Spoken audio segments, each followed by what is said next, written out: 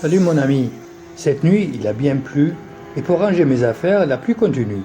Le petit déjeuner est simple mais réconfortant.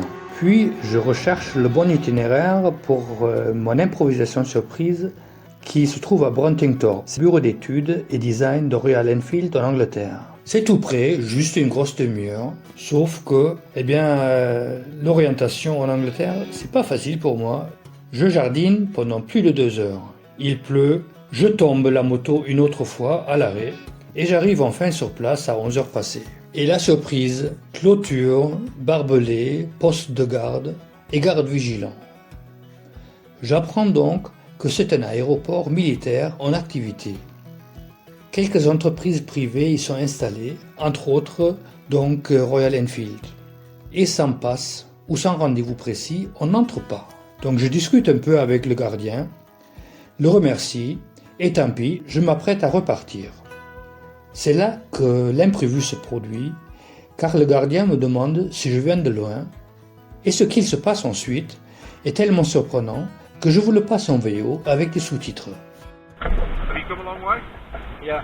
Where have you come from? From the south of France. South of France? Yeah. Wow. Let me make a phone call.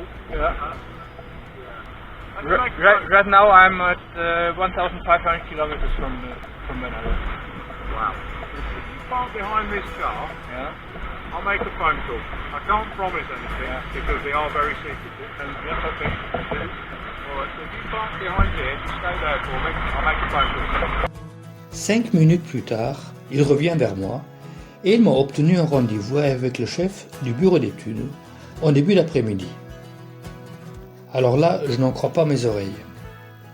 En attendant, il m'indique la cantine de l'endroit où je peux me sécher, manger à midi et recharger mon téléphone en attendant 13 heures.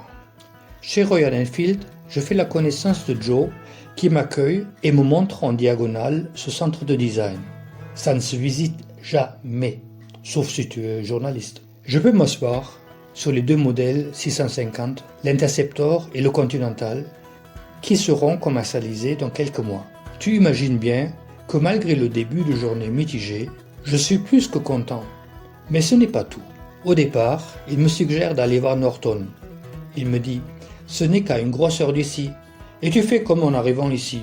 Toquer à la porte et voir ce qu'il se passe. » Comme côté navigation, je suis plutôt largué. Il me fait un schéma pour me guider. Vraiment cool.